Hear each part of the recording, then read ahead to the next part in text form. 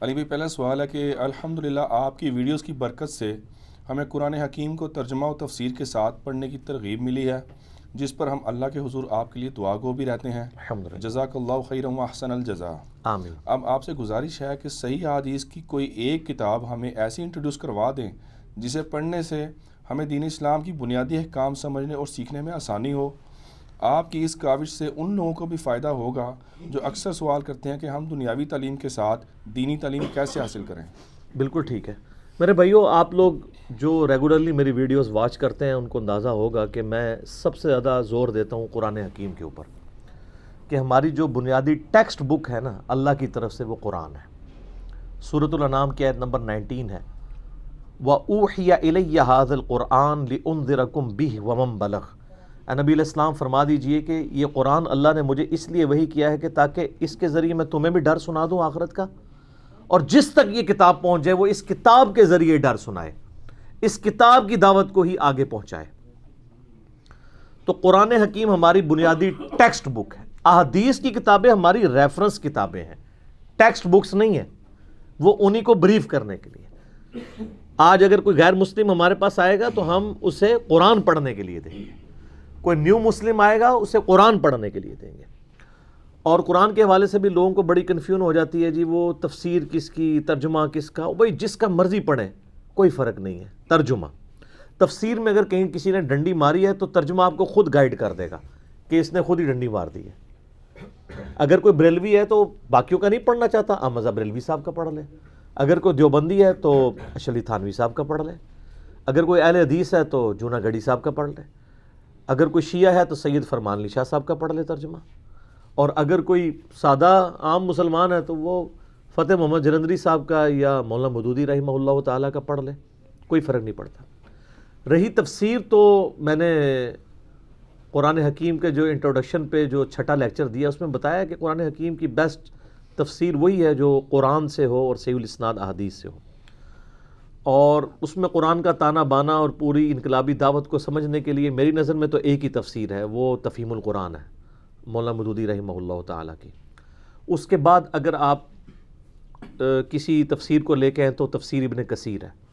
ابن کثیر کو میں دوسرے نمبر پہ اس لیے لے کے آ رہا ہوں کہ وہ آج کے دور کے انسان کے ساتھ ڈیل نہیں کرتی، اگرچہ تفسیر بالروایا احادیث کی روشنی میں سب سے بیسٹ تفسیر وہی ہے، لیکن اس میں ضعیف روایتیں بھی ہیں، قصے کہانیاں بھی ہیں، اور آج کے دور کے اکثر مسائل اس میں ایڈریس نہیں ہیں۔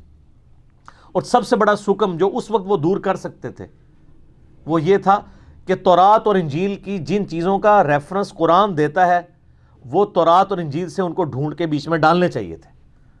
ہم سے کئی لوگ یہاں اکیڈمی میں رابطہ کرتے ہیں یورپین ممالک سے اور امریکہ سے، وہ کہتے ہیں کہ جی ہمارے بچے پوچھتے ہیں قرآن اگر یہ کہتا ہے کہ تورات میں یہ لکھا ہے، انجیل میں لکھا ہے، تو ہم جا کے مارکیٹ سے تورات اور انجیل خریدتے ہیں، تو ہمیں کیسے پتہ چلے گا کہ کس جگہ پہ انہوں نے یہ لکھا ہوا ہے اور قرآن کس چیز کو ریفر کر رہا ہے؟ یہ سر کام پھر دنیا میں ایک ہی بندے نے کیا ہے، وہ مولانا مودودی ہیں، تفہیم القرآن۔ تو وہ اس کا پی ڈی ایف بھی آپ کو ہماری ویب سائٹ ahlsunnatpak.com سے مل جائے گا، ہارڈ کاپی بھی آپ جو ہے وہ مارکیٹ سے آرام سے مل جائے گی۔ انہوں نے وہ ساری آیات تورات سے انجیل سے ڈھونڈ کے بالکل قرآن حکیم کا جو پورا ایک مقدمہ ہے نا اس کو کلیئر کیا ہے، اس اعتبار سے بھی وہ بہتر ہے۔ پھر اس کا ترجمہ عربی کا جو سوز و گداز ہے اس کو انہوں نے واقعی اردو زبان میں ٹرانسلیٹ کیا ہے، جو اور کسی ترجمے میں آپ کو نظر نہیں آئے گا۔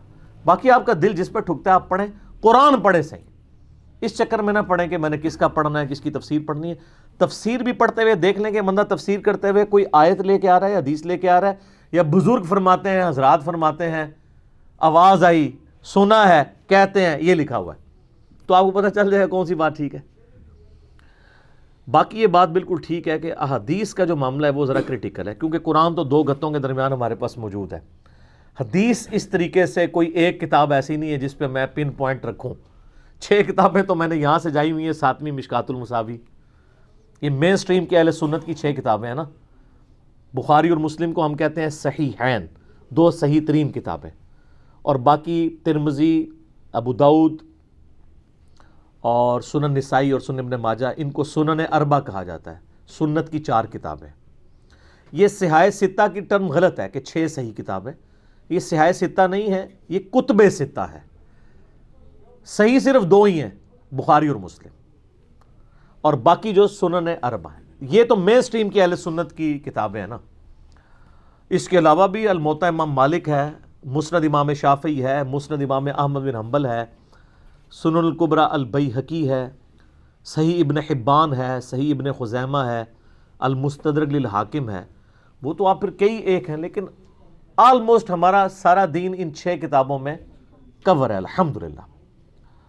اور اس میں بھی ان 6 کتابوں کو اگر آپ نے کمبائنڈ فارم میں جو ایک بیسک بندے کی ضرورت ہے، جو بنیادی چیزیں جو سیکھنے والی ہیں، مسائل سیکھنے والے، اس کے اگر نوٹس کوئی ہیں نا تو سر وہ یہ کتاب ہے جو میں نے سینٹر میں رکھی ہوئی ہے، مشکات المصابیح، جس کے بارے میں میں کہتا ہوں کہ مشکات المصابیح از دا انسائکلوپیڈیا آف حدیث. جیسے وہ ویکیپیڈیا انسائکلوپیڈیا ہے نا، احادیث کا انسائکلوپیڈیا 6294 احادیث، 6294 احادیث کا یہ مجموعہ جو آلموسٹ اہل سنت کی مین سٹریم کی 13 کتابوں کو کور کرتا ہے، انکلوڈنگ کتب ستہ. یہ نوٹس ہیں اور اس میں کوئی حدیث یعنی ریپیٹ نہیں ہوئی بھی، اس لیے میں نے اسے نام دیا ہے انسائکلوپیڈیا آف حدیث. اس لیول کی ایک اور کوشش بھی امت میں ہوئی ہے اس سے پہلے، ریاض الصالحین امام نووی المتوفی 676 ہجری، لیکن وہ اس کا مقابلہ نہیں کرتی. احادیث جتنی زیادہ ڈیٹیل کے ساتھ، جتنی انٹلیکچوئل ترتیب کے ساتھ، جتنے ایک عام فہم انداز میں مشکات المصابیح کے اندر بتائی گئی ہیں نا، اور جس طریقے سے انہوں نے جمع کی ہیں، وہ کہیں اور نہیں ہے. مشکات المصابیح جو ہے یہ سیکنڈری بک ہے حدیث کی. پرائمری بک احادیث کی وہی ہیں جو ہم نے رکھی ہوئی ہیں. پرائمری یعنی بنیادی کتابیں، جن کتابوں کے ائمہ نے نبی علیہ السلام تک اپنی سند پہنچائی ہوئی ہے. یعنی امام بخاری اگر حدیث لکھتے ہیں نا تو خالی حدیث نہیں لکھتے، وہ کہتے ہیں کہ میں نے سنا احمد بن حنبل سے، انہوں نے سنا محمد ابن ادریس شافعی سے، انہوں نے سنا مالک بن انس سے، انہوں نے سنا نافع سے، انہوں نے سنا عبداللہ بن عمر سے، اور انہوں نے سنا نبی صلی اللہ علیہ وآلہ وسلم سے. یہ پوری ایک چین بیان کرتے ہیں. تو جتنی بھی پرائمری کتابیں ہوتی ہیں نا احادیث کی، ان میں وہ پوری چین بیان ہوئی ہوتی ہے. سیکنڈری جو کتابیں ہوتی ہیں نا ان میں وہ چین نہیں بیان ہوتی، بلکہ صرف پرائمری کتب کا حوالہ دے دیا جاتا ہے. یعنی اگر میرے ریسرچ پیپرز بھی آپ دیکھیں یہ بھی سیکنڈری ہیں، میں تو صرف لکھتا ہوں کہ بخاری میں حدیث ہے. اب بخاری کی سند نبی علیہ السلام تک پہنچ رہی ہے تو وہ پرائمری کتاب ہے. اس اعتبار سے مشکات المصابیح بھی سیکنڈری بک ہے حدیث کی. لیکن یہ بہت بڑا کام ہے کہ ساری کتابوں سے جتنے نوٹس تھے ان کو ایک جگہ جمع کر دیا گیا ایک انٹلیکچوئل ترتیب کے ساتھ، تاکہ ایک عام بندے کو یہ پتا چل جائے کہ سپوز ایمان کا ٹاپک ہے تو بخاری میں ایمان کے ٹاپک پہ کون کون سی احادیث ہیں، مسلم میں کون سی ہیں، ابو داؤد میں کون سی ہیں، ترمذی. اس میں تو آپ کو 6 کتابیں کھولنی پڑنی تھی. مشکات اکیلی کھول لیں تو آپ کو ساری کمبائنڈ فارم میں بڑی انٹلیکچوئل ترتیب کے ساتھ مل جائیں گی. سر یہ جو کارنامہ کیا ہے نا، یہ 2 محدثین کی کمبائنڈ ایفرٹ ہے. پہلے محدث ہیں امام ابو محمد حسین بن مسعود البغوی المتوفی 516 ہجری، آج چل رہا ہے 1441 ہجری. آلموسٹ 900 سال پہلے ایک بزرگ گزرے ہیں.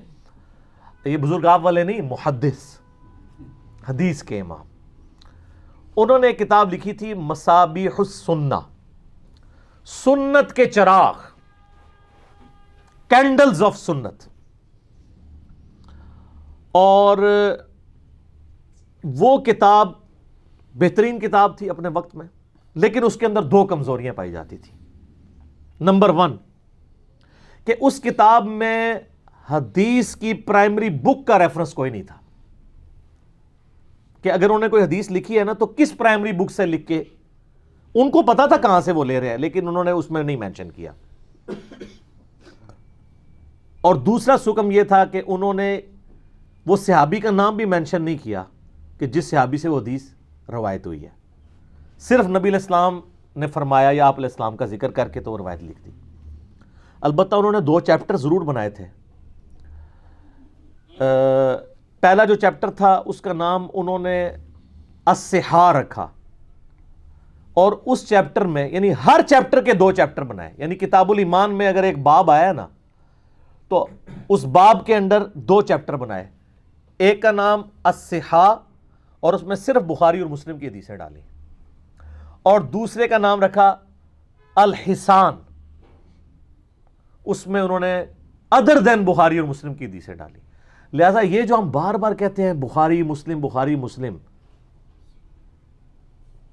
تو یہ میں نے کوئی اکیلا اپنا راگ نہیں لاپا ہوا، یہ 900 سال پہلے بھی لوگوں کو پتا تھا کتابیں یہی ہیں، اور وہ دیکھیں محدث انہوں نے بخاری مسلم کی حدیث کو دوسرے سے مکس بھی نہیں کیا، ان کا یہ الگ رکھیں گے، بلکہ آپ مشکات کا اگر مقدمہ پڑھیں تو وہ خود لکھتے ہیں کہ یہ چونکہ اس پہ امت کا اتفاق ہے، یہ صحیح ترین کتابیں ہیں، لہٰذا ان کا میں ہر چیپٹر کا جو سب چیپٹر ہے نا اس میں اس کو الگ رکھوں گا اور باقی کتابوں کو الگ رکھوں گا، جو آلموسٹ 10 کے قریب 10-11 اور کتابیں تھیں۔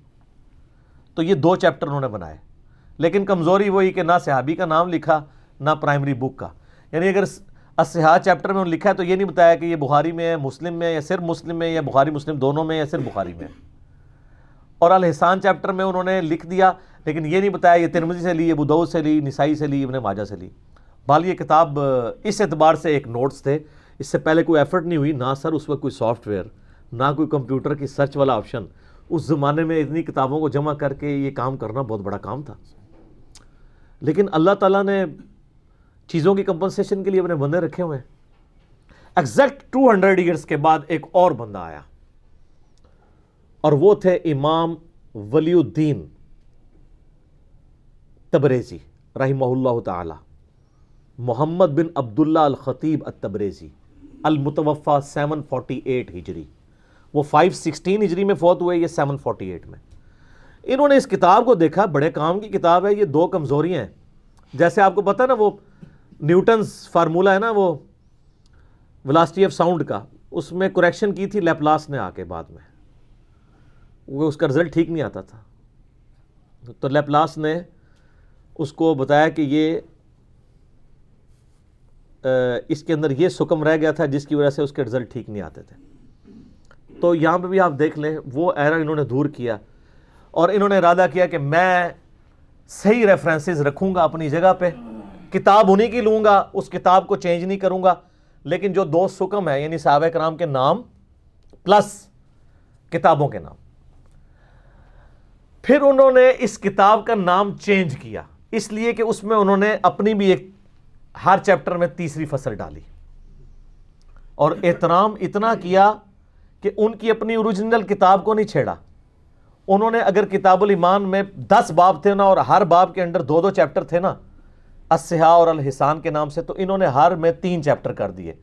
صحاح والا جو ہے بخاری مسلم کا تو وہی تھا، حسان والا وہی تھا۔ انہوں نے جب دیکھا کہ کچھ ایسی حدیثیں تھیں جو ان چیپٹرز میں ہونی چاہیے تھیں لیکن امام بغوی نے سکپ کی ہیں، تو انہوں نے بجائے یہ کہ بخاری مسلم کی حدیثیں بخاری والے حصے میں ڈالتے اور حسان والی حدیثیں حسان والے حصے میں ڈالتے، انہوں نے کہا نہیں، اوریجنل بندے کی محنت میں ضائع نہ کروں، انہوں نے اپنی تیسری فصل اس میں رکھ دی۔ اسی لیے آپ کو تیسری فصل میں بخاری مسلم کی حدیثیں پھر ریپیٹ ملیں گی، لیکن وہ ہوں گی جو پہلی والی میں نہیں ہے، اور انہوں نے جان بوجھ کے اس میں انجیکٹ نہیں کی تاکہ امام کی کتاب اپنی جگہ رہے، مصابیح السنہ۔ تو چونکہ اب انہوں نے چینج کی تو اس کتاب کا نام انہوں نے رکھ دیا مشکات المصابیح، یعنی چراغوں کا تاکچہ۔ مشکات کہتے ہیں تاکچے کو، پرانے زمانے میں جو دیے تھے نا وہ تاکچوں میں رکھے جاتے تھے تاکہ روشنی کنفائنڈ ہو کے ایک جگہ پہنچے۔ جیسے آپ دیکھتے ہیں نا ہماری جو موٹر بائک کی بھی ہیڈ لائٹ ہوتی ہے وہ ایک تاکچے میں ہوتی ہے نا، اگر تاکچے میں نہ تو روشنی وہیں پھیل جائے وہ سامنے جا کے۔ تو انہوں نے نا مصابیح السنہ کی حدیثوں کو تاکچوں میں، انہوں نے تاکچے اس لیے کہا کہ میں نے بخاری کے تاکچے میں بخاری کی حدیث رکھ دی، مسلم کے تاکچے میں مسلم کی، تو اس لیے مشکات المصابیح ہو گیا۔ اور انہوں نے دونوں سکم دور کر دیے۔ نمبر 1 انہوں نے جو صحاح والا پورشن تھا جس کو انہوں نے بعد میں فصل اول کا نام دے دیا، اس میں بخاری مسلم کے حوالے لکھ دیے کہ یہ حدیث بخاری سے لی ہے، یہ مسلم سے لی ہے، یہ متفق علیہ ہے۔ اور حسان والا جو پورشن تھا اس میں انہوں نے بتا دیا یہ حدیث ترمذی سے لی ہے، ابو داؤد سے لی ہے، سنن کبریٰ البیہقی سے لی ہے، یہ حاکم سے لی ہے، یہ ابن ماجہ سے لی ہے، یہ دارمی سے لی ہے۔ اور صحابہ کرام کے نام بھی لکھ دیے کہ یہ حدیث حضرت ابو ہریرہ نے روایت کی ہے، یہ انس بن مالک نے کی ہے، یہ مولا علی نے کی ہے، یہ ابو بکر نے کی ہے، یہ عمر نے کی ہے، عثمان نے کی ہے، رضی اللہ عنہم اجمعین وعلیہم السلام اجمعین۔ تو یہ دونوں کمزوریاں انہوں نے دور کر کے اس کتاب کا نام کیا رکھا؟ مشکات المصابیح، سنت کے چراغوں کو میں نے تاکچے میں رکھ دیا ہے، یعنی جس ریفرنس سے وہ آئے ہوئے تھے میں نے ان کو ایک کنفائنڈ جگہ پہ رکھ کے تو اس کو بتا دیا۔ اور کمال وہی ہے کہ انہوں نے اوریجنل کتاب اپنی جگہ رہنے دی۔ لہذا معذرت کے ساتھ ڈاکٹر طاہر القادری صاحب نے شیخ البانی کے اوپر گرفت کی ہے کہ جی امام بخاری نے کتاب لکھی تھی الادب المفرد، اس میں صحیح روایتیں بھی تھیں، ضعیف بھی تھیں، اور باقاعدہ امام بخاری چیپٹر کی ہیڈنگ بنا کے اس کے انڈر صحیح اور ضعیف روایتیں لے کے آتے تھے، یعنی صحیح بخاری کی بات نہیں کر رہا، الادب المفرد کی۔ شیخ البانی نے اس کی تحکیم کی، لیکن ظلم یہ ہوا کہ انہوں نے کتاب کو توڑ دیا، صحیح الادب المفرد علیحدہ سے پرنٹ کی اور ضعیف الادب المفرد علیحدہ سے پرنٹ کی۔ تو ڈاکٹر طاہر القادری صاحب نے ان کے اوپر گرفت کی تھی کہ آپ نے مصنف کی کتاب توڑنے کا حق آپ کو کس نے دیا ہے؟ آپ نے تحکیم کرنی تھی، الادب المفرد وہی چھاپتے جو امام بخاری نے لکھی تھی، آپ فٹ نوٹ پہ لکھ دیتے یہ حدیث صحیح ہے یہ ضعیف ہے، کیونکہ جب آپ اس کو توڑ رہے ہیں تو چیپٹر بھی ٹوٹ کے جا رہے ہیں اور اوریجنل مصنف کی کتاب اپنی جگہ سے ہٹ رہی ہے۔ لیکن یہ غلطی امام ولی الدین تبریزی نے نہیں کی ہے، انہوں نے مصابیح السنہ کو نہیں چھیڑا، وہ اپنی جگہ رکھا، اپنی فصل تیسری ایڈ کی انہوں نے ہر چیپٹر کے سب چیپٹر میں۔ اچھا اس کا کنسٹرکشن کیا ہے؟ کتاب الایمان ہے نا، ایمان میں آگے مختلف ٹاپکس ہوں گے، گناہ کبیرہ کا بیان، قبر کا عذاب کا بیان، یہ ایمان سے تعلق رکھتے ہیں نا۔ پھر اس میں ہر ایک میں دو دو چیپٹرز تھے پہلے، انہوں نے تین تین کیے، دو وہی رکھے، فصل اول، فصل ثانی اور پھر فصل ثالث ایڈ کی۔ آپ نماز کتاب الصلاح میں جائیں گے تو اس میں آپ کو 25-30 باب ملیں گے، ہر باب میں 3-3 سب چیپٹرز ہوں گے۔ تو کتاب ہوتا ہے مین کیٹیگری، اور جو چھوٹے اس کے اندر چیپٹرز ہیں وہ باب کہلاتے ہیں، اور ہر باب کے اندر پھر 3-3 فصل ہیں، پہلی فصل بخاری مسلم کی، دوسری ادر دین بخاری مسلم، اور تیسری جو ہے وہ امام ولی الدین تبریزی نے ایڈ کی ہے، اس میں بخاری مسلم بھی ہیں اور سنن اربعہ اور باقی کتابوں سے بھی ہیں، تاکہ اوریجنل کتاب اپنی جگہ رہے۔ یہ بہت بڑا کام انہوں نے کیا، اور سر اس کتاب کو جو پذیرائی ملی ہے دنیا میں کسی حدیث کی کتاب کو نہیں ملی۔ دنیا میں جہاں کہیں بھی مسلمان ہیں، خصوصاً سنی مسلمان، ان کے مدرسوں میں مشکات پوری پڑھائی جاتی ہے۔ یہ علیحدہ بات ہے کہ پڑھ کے اس پہ عمل کوئی نہیں کرتے، جیسا کہ قرآن بھی پڑھتے ہیں تو عمل تو کوئی نہیں کرتے، لیکن پڑھائی جاتی ہے، اور پڑھنے کے بعد جن کو تھوڑی سی بھی عقل آتی ہے نا تو وہ پڑھنے کے بعد خود بخود ہی جھوم کے کہتے ہیں کیا کہ نہ میں وہابی نہ میں بابی، میں ہوں مسلم علمی کتابی۔ اچھا ابھی بھی اس میں دو خامیاں موجود تھیں، وہ پھر اللہ کے فضل سے آپ سمجھ لیں آلموسٹ 700 سال کے بعد امام ولی الدین تبریزی کے بھی اور امام بغوی کے 900 سال کے بعد شیخ البانی رحمہ اللہ تعالیٰ نے اس کی تحکیم اور تخریج کی، لیکن اس کو اتنی پذیرائی نہیں ملی۔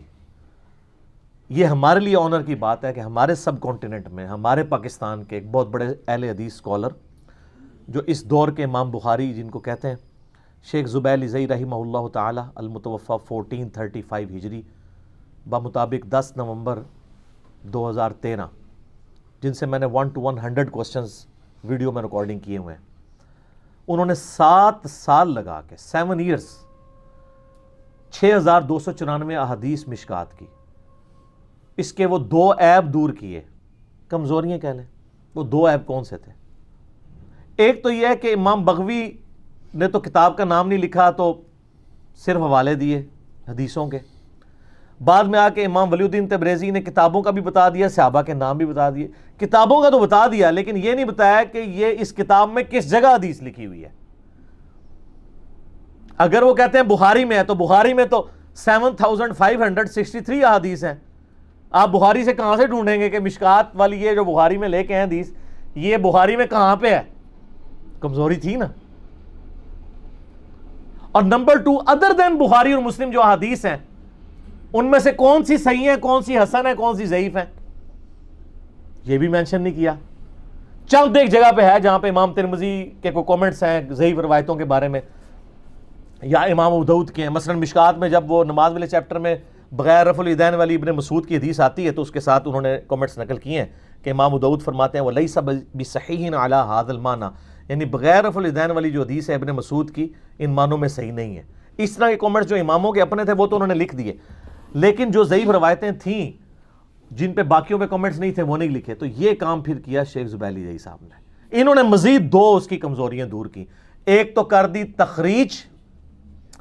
تخریج کہتے ہیں کہ اس کی روٹ کتاب کا کون سا چیپٹر، اس کی کون سی حدیث نمبر تھی.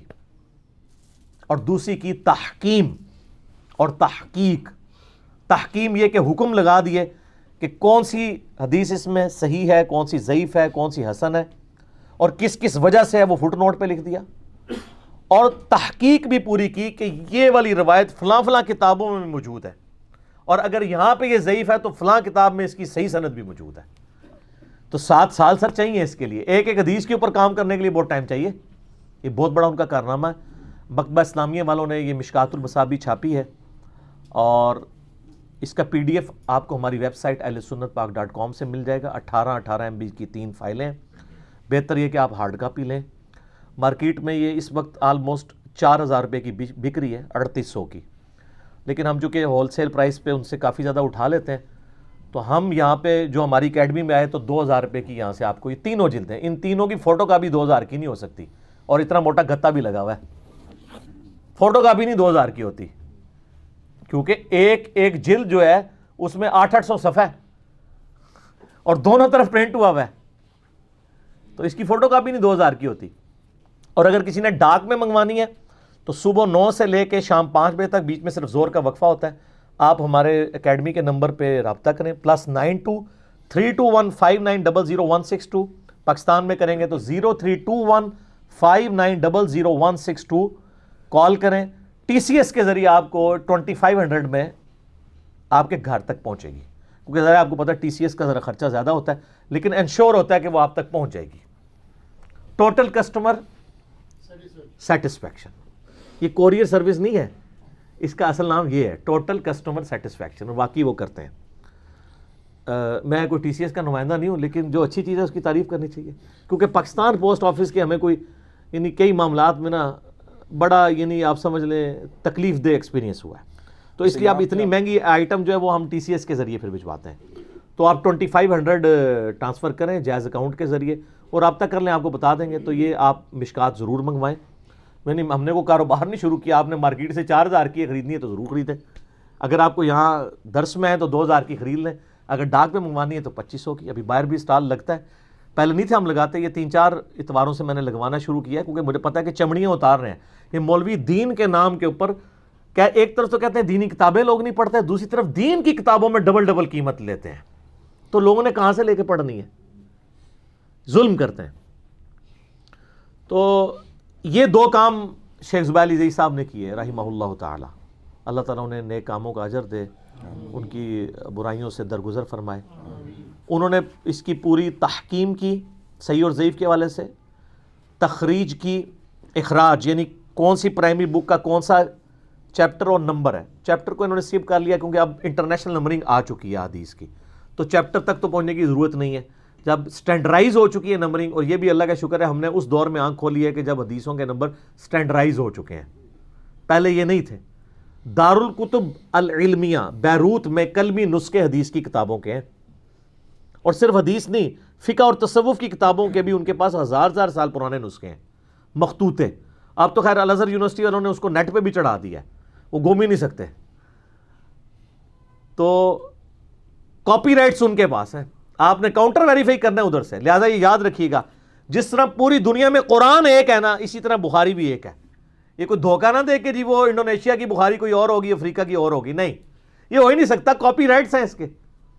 یہ ضرور ہو سکتا ہے کہ نمبرنگ میں فرق آ جائے، وہ بھی اس وجہ سے آ جائے کہ بعض کا 3 جلدوں میں چھپتی ہے تو لوگ دوسری جلد اب شروع کرتے ہیں، پھر 1 سے نمبرنگ شروع کر دیتے ہیں، تو ظاہر نمبر کا فرق آئے گا.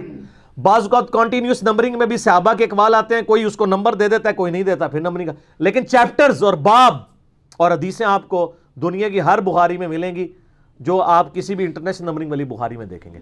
لیکن اب چونکہ سٹینڈرائز ہو چکا ہے، مکتبۃ الشاملہ جو عربی سافٹ ویئر ہے جس میں حدیث کی ساری کتابیں ہیں، ہزاروں کتابیں اس میں فقہ کی، حدیث کی، تفاسیر کی موجود ہیں، انٹرنیشنل نمبرنگ کے مطابق موجود ہے.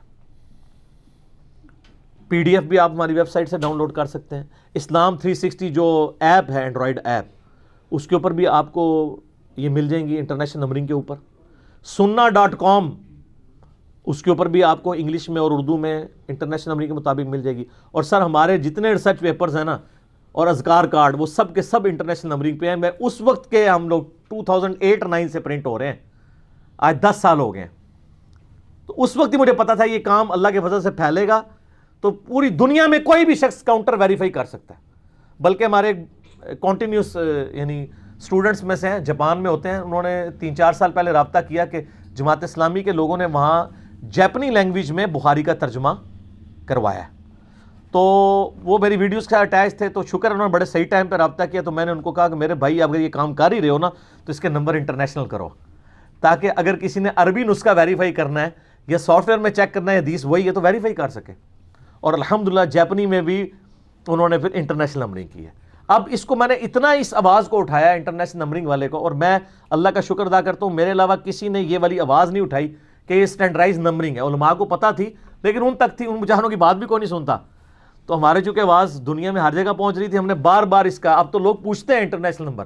اگر کسی عالم سے کوئی بندہ جا کے پوچھ لینا سر اس کا انٹرنیشنل نمبر بتائیں, کہتے پتہ لگے کیڑے اسٹیشن تو بول رہے ہیں. ہاں نہ میں وہابی نہ میں بابی, میں ہوں مسلم علمی کتابی, پتہ چل جاتا ہے یہ وہ اسٹیشن ہے. لیکن یہ ہمیں کوئی شوق نہیں تھا, یہ مطلب کہ میں نے نہیں اس کو اسٹینڈرائز کیا یا میرے کو اس میں کوئی ایسٹس نہیں ہے, ایک اسٹینڈرڈ ہے. اور اس میں کوئی ایپ والی بات نہیں ہے. امام بخاری امام مسلم نے حدیثوں کے نمبر نہیں لگائے تھے, کنٹینیوس لکھے تھے. قرآن بھی کنٹینیوس تھا, قرآن کی بھی آیات کی نمبرنگ بہت بعد میں ہوئی ہے, ضرورت نہیں تھی نا, نشان ہلکا سا ڈال دیتے تھے. یعنی اگر آپ کوئی صحابی اس وقت دنیا میں آئے نا اور اس سے آپ کہیں کہ بتاؤ سورۃ الاحزاب کی آیت نمبر 56 کون سی ہے, وہ کہے گا ہیں. اور اس سے بھی زیادہ کہ اس سے کہو کہ بتاؤ 32-56 کیا ہے, 32-56 33-56. لیکن ہمارے لوگوں کو پتا ہے کہ 33 سے مراد ہے سورہ احزاب کیونکہ اس کا نمبر 33 ہے. 56 سے مراد ہے اس کی آیت 56, ان اللہ و ملائکتہ یصلون علی النبی صلاۃ بر محمد وآل محمد اللہم صلی علی محمد وعلی آل محمد. صحابہ کرام کو تو نہیں پتا تھا. آپ کسی سے سے پوچھ لیں کہ جی آپ بتاؤ جو ہے وہ 55 نمبر سورت کون سی ہے, لیکن ہمیں پتہ ہے وہ سورہ الرحمن ہے, سورہ الملک 67. یہ ضرور تھا کہ آیات تھیں کہ بھئی وہ تو ابو داؤد ترمذی میں حدیث ہے کہ قرآن میں 30 آیات کی ایک ایسی صورت ہے جو اپنے پڑھنے والے کی شفاعت کرے گی اور اس سے جنت میں لے جائے گی, اور ہے تبارک الذی بیدہ الملک. لیکن احادیث میں یہ نہیں تھا کہ اس کی فلاں نمبر آیت یہ ہے, اس کی فلاں نمبر آیت یہ ہے, یہ فلاں نمبر یہ ہے. صرف آیات کے نشان تھے. سورہ فاتحہ میں تو آپ فوراً حساب لگا لیں گے, میں پوچھوں چوتھی آیت تو آپ کہیں گے ایاک نعبد و ایاک نستعین. لیکن اگر میں کہوں سورہ بقرہ کی 66ویں آیت تو وہ تو آپ کو گننی پڑے گی. لیکن آج جو ہمارے قرآن چھپے ہوئے اس میں آپ ڈائریکٹ ڈیجیٹل نمبرنگ سے دیکھ لیں گے تو پتہ چل جائے گا کہ یہ آیت کون سی ہے. تو یہ حدیثوں میں بھی نمبرنگ نہیں تھی. اس سے یہ پتہ چلا میرے بھائیوں کہ وقت کے ساتھ ساتھ امپرومنٹ آتی ہے. اگر کوئی کہنا جی بزرگوں کو یہ خیال کیوں نہیں آیا کہ ہم حدیثوں کے نمبر کر دیں, بعد والے لوگ کیوں بازی لے گئے, اس لیے کہ بھئی ہر علم والے کے اوپر ایک علم والا ہے, اور اللہ تعالیٰ قرآن اور حدیث کو کبھی پرانا نہیں ہونے دے گا. اب تو اس سے آگے بھی ہو رہا ہے, قرآن میں صورتیں جوڑوں کی شکل میں ہے. وہ تو میرے قرآن کے آپ انٹروڈکشن والے لیکچر دیکھیں تو آپ کو پتہ چلے گا کیا کیا انوینشنز ہیں جو بعد کے لوگوں نے کیے ہیں, اور جو سائنٹیفک فیکٹس کھل کے جس طرح قرآن کے اب سامنے آئے ہیں. ہمارے بزرگوں کو تو ان کا وہم بھی کبھی نہیں آیا تھا. تو یہ ایک بہت بڑی یعنی ایفرٹ ہوئی ہے کہ حدیث کے نمبر سٹینڈرائز کر دیے گئے ہیں جس طرح آیات ہوئی ہیں. مثلا اگر میں آپ سے کہوں کہ جی جو صحیح بخاری میں 1390 نمبر حدیث 1390, تو امام بخاری سے بھی اگر پوچھے نا تو وہ کہیں گے مجھے نہیں پتا, مجھے گننی پڑے گی. لیکن اگر ان کے سامنے انہی کی بخاری پہ جو بعد کے لوگوں نے محنت کی ہے تو وہ کہیں گے ہاں جی وہ حدیث ہے جو اما عائشہ کہتی ہیں سلام اللہ علیہا, نبی علیہ السلام اپنی بیماری کے دنوں میں بار بار اپنے چہرہ مبارک سے چادر ہٹاتے تھے اور کہتے تھے لعن اللہ یہود والنصارى اتخذوا قبور انبیاء مساجدا, اللہ کی لعنت ہو یہود و نصارہ پر, انہوں نے اپنے نبیوں کی قبروں کو سجدہ گاہ بنا لیا تھا. اور 7 الفاظ ہیں اما عائشہ کے, اگر ہمیں یہ خطرہ نہ ہوتا کہ رسول اللہ کی قبر پہ لوگ سجدے شروع کر دیں گے تو میں حجرے اوپن چھوڑ دیتی, لیکن مجھے خطرہ تھا کہ لوگ شروع کر دیں گے.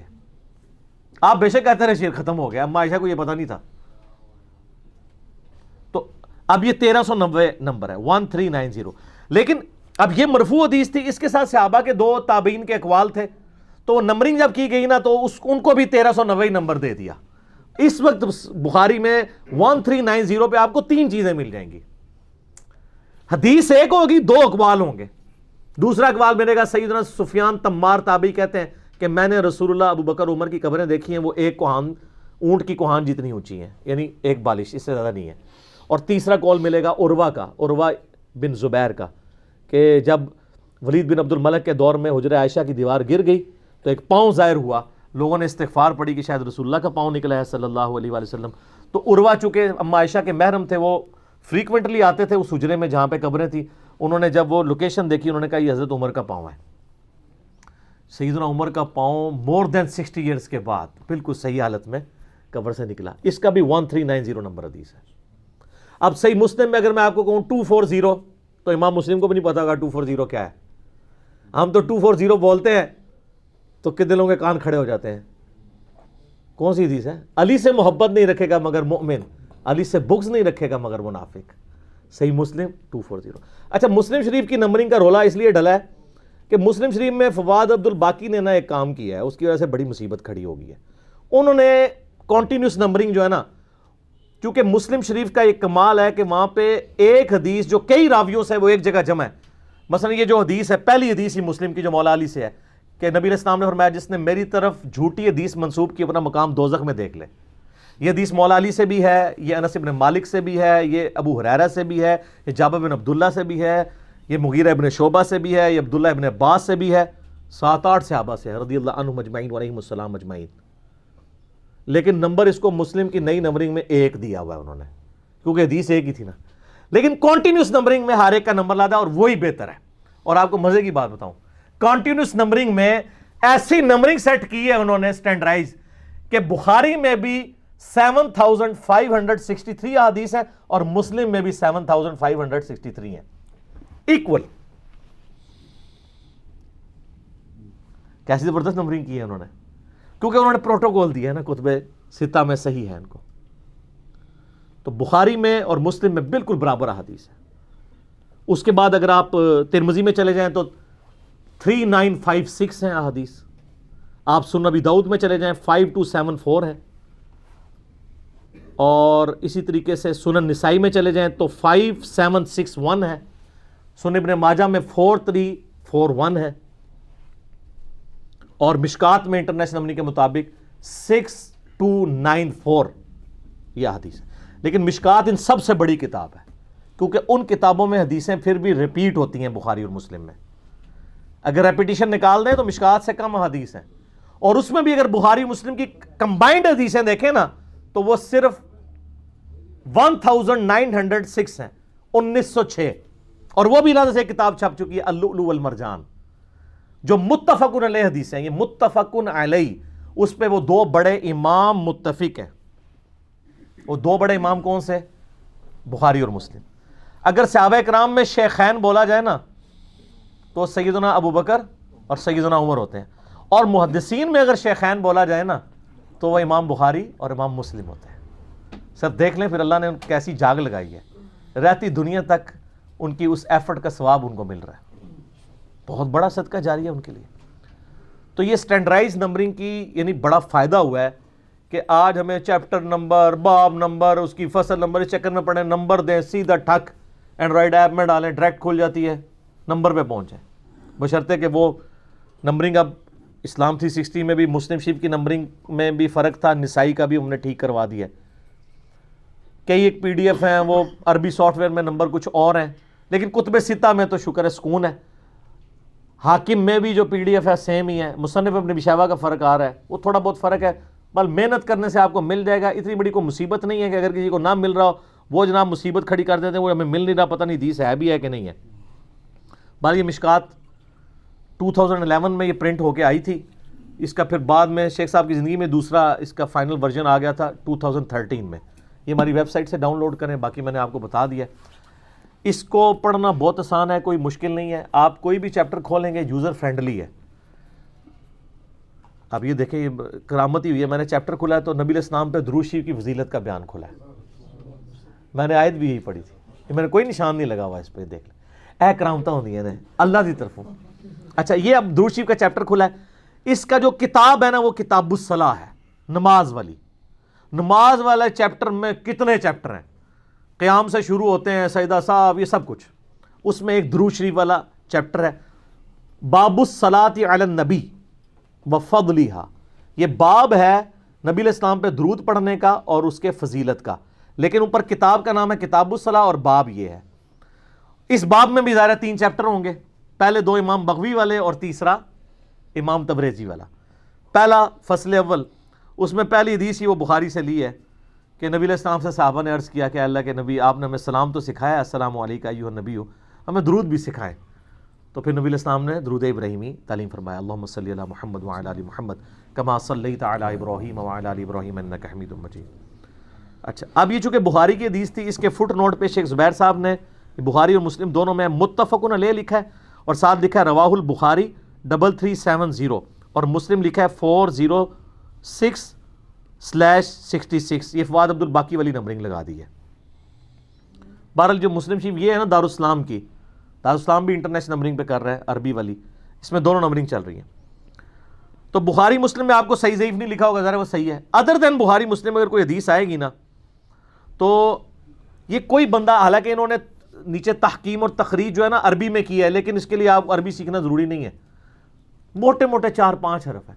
یا حدیث صحیح ہوگی تو صحیح اردو میں بھی استعمال ہوتا ہے، یا حسن ہوگی، حسن بھی صحیح کی ہوتی ہے، کیونکہ شیخ زبیر صاحب جب حسن لکھتے ہیں نا وہ حسن لذات ہی ہوتی ہے، حسن لغیری نہیں ہوتی، ضعیف جمع ضعیف والی. یا حدیث ہوگی ضعیف کمزور، یا ہوگی موضوع وضع کی گئی.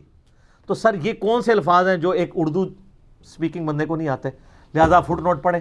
اچھا، اس کے بعد اگر حدیث صحیح ہوگی پھر تو ٹھیک ہے، اگر حدیث ضعیف ہوگی یا موضوع من گھڑت ہوگی تو اس کی کوئی ریزن ہوگی، وہ ریزن بھی انہوں نے ساتھ لکھی ہوئی ہے، اور اس کے لیے بھی عربی کوئی آنی ضروری نہیں ہے. آپ کسی بھی بندے کو صرف یہ میری 2 منٹ کی گفتگو سنا لیں، وہ بھی بتا دے گا کہ اس وجہ سے.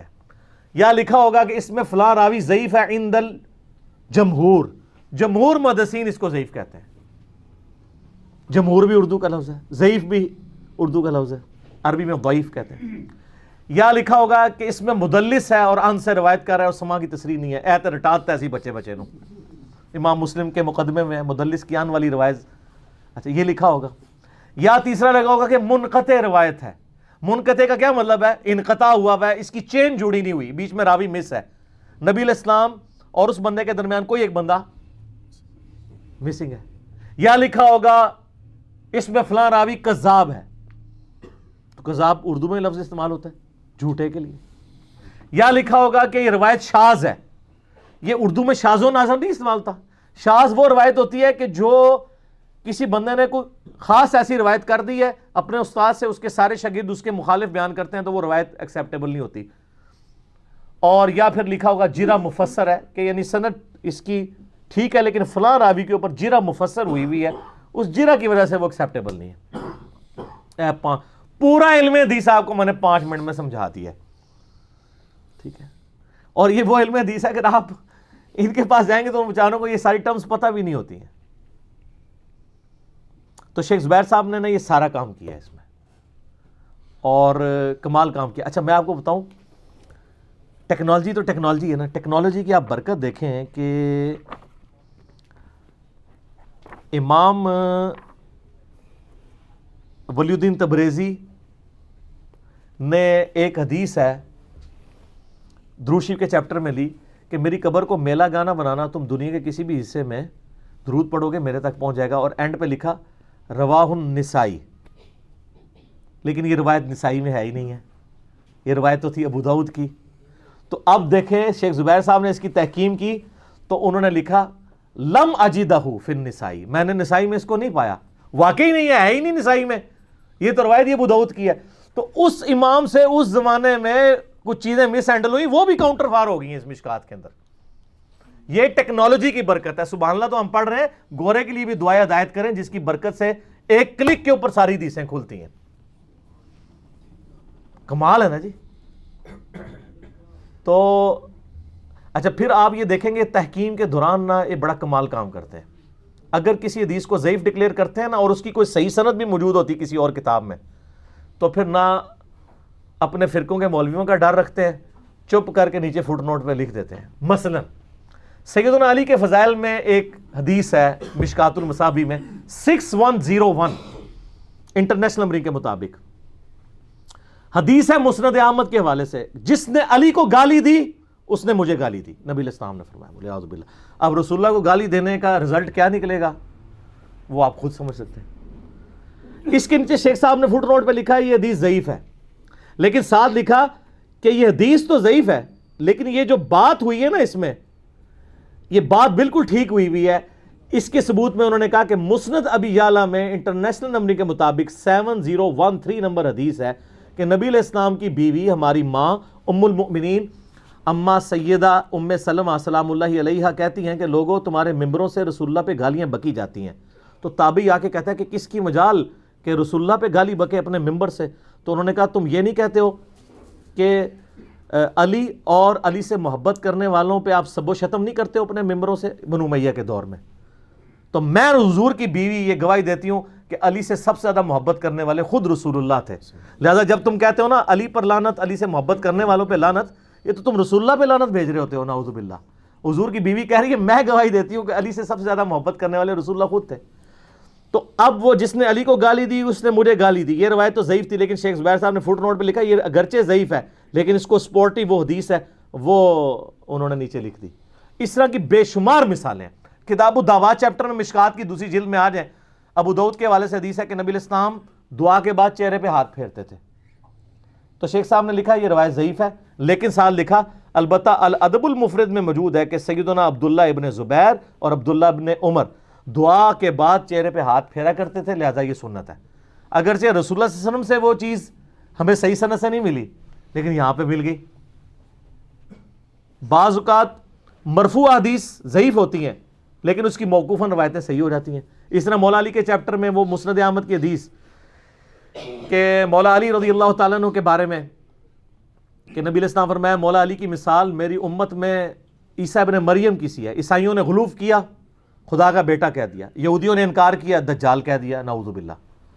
تو مولا علی بھی اسی طریقے سے ہیں کہ دو فرقے گمراہ ہوئے ہیں حضرت عیسیٰ کی وجہ سے. اب یہ روایت ضعیف ہے مسند احمد کی, لیکن فضائل صحابہ بن حنبل کی کتاب میں دو روایتیں موجود ہیں کہ مولا علی کہتے ہیں کہ میری وجہ سے دو فرقے دوزخ میں جائیں گے اور میری وجہ سے دو فرقے گمراہ ہوں گے, ایک میری محبت میں غلوف کر کے, ایک میری دشمنی میں غلوف کر کے.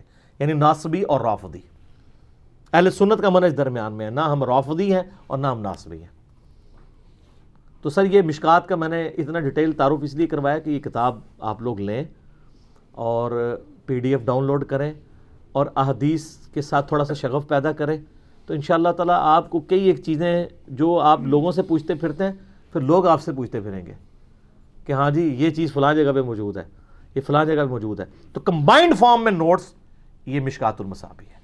اس کے بعد آپ دیکھیں کوئی ضرورت نہیں پڑی کہ کوئی بندہ کتاب لکھتا کیونکہ انہوں نے اتنا پرفیکٹ کام کر دیا ہے اس حوالے سے کہ وہ کمبائنڈ فارم میں. لیکن میں بار بار کہہ رہا ہوں کہ اس میں ساری حدیثیں صحیح نہیں ہیں لیکن جو ضعیف ہیں ان کی ریزننگ نیچے ہوئی ہے اور اگر اس کی کوئی صحیح روایت موجود تھی تو وہ بھی لکھ دی گئی ہے اور وہ پڑھنی بہت آسان ہے. تو مشکات المصابیح کا انشاءاللہ انٹروڈکشن ہمارا جب یہ یوٹیوب پہ چڑھے گا کتنے لوگوں کے لیے ہدایت کا سبب بنے گا. کوئی بڑے چکر میں پڑھنے کی موجود نہیں ہے, 3 جلدیں آپ کے پاس ہیں, سر پڑھنا شروع کریں آپ کسی اور دنیا میں چلے جائیں گے. اور پھر وہ جس طرح ہمارے یعنی شروع میں وہ کہتے تھے نوکیا کا موبائل بڑا یوزر فرینڈلی ہوتا ہے, باقی سونی ایرکسن یا باقی, تو یہ سر کتاب بڑی یوزر فرینڈلی ہے. مثلا امام مسلم تو کتاب الایمان میں یہ حدیث لے کے آئے ہیں کہ علی سے محبت نہیں رکھے گا مگر مومن, علی سے بغض نہیں رکھے گا مگر منافق. کتاب الایمان میں, کیونکہ امام مسلم یہ سمجھتے تھے کہ ایمان کا حصہ ہے مولا علی کی محبت. صحیح مسلم 240. لیکن امام ولی الدین تبریزی نے انٹلیکچوئل کام کیا, امام بغوی نے, انہوں نے اس کو حضرت علی کے فضائل والے چیپٹر میں ڈالا, ایمان والے میں نہیں. کیونکہ ایک عام آدمی تو اس کو حضرت علی کی فضیلت دیکھ رہا ہے تو سیدھا حضرت علی والی فضیلت والا چیپٹر کھولے گا. اس طرح بخاری کی کئی حدیث ہیں جو آپ بخاری سے ڈھونڈیں تو شاید آپ کو نہ ملیں, لیکن آپ ذرا سوچیں اس حدیث کو کہ یہ حدیث ہے یہ کہاں ہونی چاہیے تو آپ کو وہیں ملے گی. مثلا اگر میں کہوں کہ یہ جو حدیث ہے کہ نبی صلی اللہ علیہ وآلہ وسلم نے فرمایا کہ اللہ کے کچھ فرشتے ہیں جو زمین میں سیاحت کرتے ہیں اور میرے امتیوں کا سلام مجھ تک پہنچاتے ہیں, دروشی والے چیپٹر میں ہونی چاہیے. لیکن اگر میں آپ سے اگلا سوال یہ کر لوں کہ یہ کون سی کتاب میں ہے تو آپ سوچ ہی پڑ جائیں گے. مجھے تو پتہ ہے نا سن نسائی میں ہے، لیکن آپ سیدھا مشکات کھولیں گے نسائی کے حوالے سے آپ کو نسائی کا نمبر مل جائے گا، اوریجنل کتاب بھی مل جائے گی. ایون کئی بخاری مسلم کی حدیثیں ہیں جو آپ سمجھ رہے ہوں گے، مثلا بخاری میں جو نماز والا چیپٹر ہے وہ کتاب الصلاح میں نہیں ہے، کتاب الاذان میں ہے. تو اسی لب دے رہو، کتنے لوگ بخاری پھرول دے رہتے ہیں، وہ اذان والے میں ہے، کتاب الاذان کا سب چیپٹر ہے. لیکن ادھر یہ نہیں ہوگا، ادھر نماز کا طریقہ کتاب الصلاح میں ہی آپ کو ملے گا. یوزر فرینڈلی ہے، ریپیٹیشن نہیں ہے، کیا کیا خوبیاں اس کی بیان کی جائے. اور میں 5-6 سال پہلے کی بات ہے، اور G10-4 سے گزرا تو میں نے ایک بہت بڑا بینر دیکھا ہے دیوبندیوں کی مسجد کے باہر نا، جہاں میں نماز بھی پڑھا کرتا تھا جب G10 رہتا تھا. 2007 کی بات ہے آلموسٹ، اس وقت رہتا تھا میں. تو لکھا تھا مشکات المصابیح کا ختم ہوگا. یعنی جیسے ختم قرآن ہوتا ہے نا، یعنی وہ نہیں، وہ بخشنے والا نہیں، یعنی قرآن جب مکمل ہوتا ہے اسٹوڈنٹس کا تو دستار بندی ہوتی ہے. تو مشکات المصابیح باقاعدہ ختم کروائی جاتی ہے مدرسوں میں، لیکن اینڈ رزلٹ کیا ہوتا ہے؟ 0. وہ اس لیے پڑھائی جاتی ہے کہ آپ کے پاس ایک علم آ جائے، اور اس لیے نہیں پڑھائی جاتی ہے کہ وہ آپ اس کو اپنے اوپر امپلیمنٹ کریں. وہ کہتے ہیں دماغ بند ہی رکھیں. اسی لیے وہ 6 سال اپنے بزرگوں کی کتابیں پڑھاتے ہیں، اینڈ پہ دورہ حدیث کرواتے ہیں. حدیث کا ایک دور تھا، جیسے چائے کا دور تھا، گزر گیا، یاد بھی نہیں کسی کو. تو یہ کتاب ضرور خریدیں جی، اور اس کتاب کو جتنا عام کر سکتے ہیں کریں، تاکہ قرآن تو 2 گتوں کے درمیان آپ کو اویلیبل ہے، حدیثیں اگر اس طرح 2 گتوں کے درمیان آپ کو آلموسٹ ہر ٹاپک کے اوپر چاہیے، تو وہ آپ مشکات المصابیح ضرور لیں، اور اس کو کم از کم ایک دفعہ پڑھیں، اپنی زندگی میں کم از کم بیسک نالج لے آئیں. پھر انشاءاللہ تعالیٰ آپ کے سامنے کوئی بونگی مار رہا ہوگا، آپ کو فوراً پتہ چل جائے گا یہ چیز لکھی بھی ہوئی ہے کہ نہیں لکھی ہوئی ہے، یا آپ اس کو پوچھ سکتے ہیں کہ بتاؤ کس کتاب میں لکھی ہوئی ہے. ٹھیک ہو گیا؟ ارے بھی 2 چھوٹے چھوٹے پوائنٹ ہیں اس میں. صرف ایک ہے کہ ایک بزرگ کا آپ نے ابھی ذکر نہیں کیا. وہ کون سا؟ وہ بزرگ وہ ہے جس نے صحیح مسلم کی نمبرنگ صحیح کروائی ہے اور اسلام سے ہسٹری میں ڈلوایا ہے اس کو. یہ بھی ایک ایفرٹ ہے، بہت بڑی ایفرٹ ہے نا. اور دوسرا پوائنٹ یہ تھا کہ وہ بزرگ کون ہے؟ نہیں، وہ بزرگ انجینئر محمد علی مرزا صاحب. اور میں تو بزرگ ہے ہی نہیں نا جی، میں تو بزرگوں کے بہت خلاف ہوں. تو منو اپنے خلاف کرنے لگے. اچھا، دوسرا پوائنٹ یہ تھا کہ صحیح بخاری کے اندر جو تعلیقاً اقوال آئے ہوئے ہیں، وہ آپ نے کہا تھا کہ ہم زاہد بھائی سے بات کر کے ان کو بھی ایڈ کروائیں گے اسلام سے. ہاں، تعلیقاً اقوال بھی مسنگ ہے، باب کی ہیڈنگ میں کچھ اقوال ہیں وہ بھی مسنگ ہیں، ان کو بتا دیے. باقی کرنا تو انہوں نے. اور یہ یاد رکھیے کہ مجھے سے یاد ہے کہ یہ آپ جو اینڈرائڈ ایپ میں جو یونیکوڈ والی روایتیں ہیں نا، ان کے اوپر ہم مکمل لائے نہیں کر سکتے. PDF جو ہے نا ان کے اوپر لائے کریں، ایون ہماری ویب سائٹ پہ بھی، کیونکہ PDF ان کتابوں کے جن کی پروف ریڈنگ علماء نے کی ہوئی ہے. اور جو یونیکوڈ ہے وہ تو چھاپا مارا ہوا ہے، اس میں اگر کہیں عربی کی غلطی ہے، اردو میں کوئی سکپ ہوا ہوا ہے تو وہ ٹائپ رائٹر کی غلطی ہے. لیکن PDF تو کتاب پرنٹ ہی اس وقت ہوتی ہے جب علماء سرٹیفائی کرتے ہیں، لہذا PDF تو 100% ٹھیک ہوتا ہے. اور ہم بھی کہہ رہے ہیں میری ویب سائٹ پہ بھی اگر یونیکوڈ والی بخاری مسلم یا اور کتابیں ہیں، ان کی گارنٹی نہیں ہے، لیکن یہ نہیں ہے کہ وہ کہیں ایک غلطی ہو سکتی ہے. PDF میں کوئی غلطی کے چانسز نہیں ہے. ٹھیک ہو گیا؟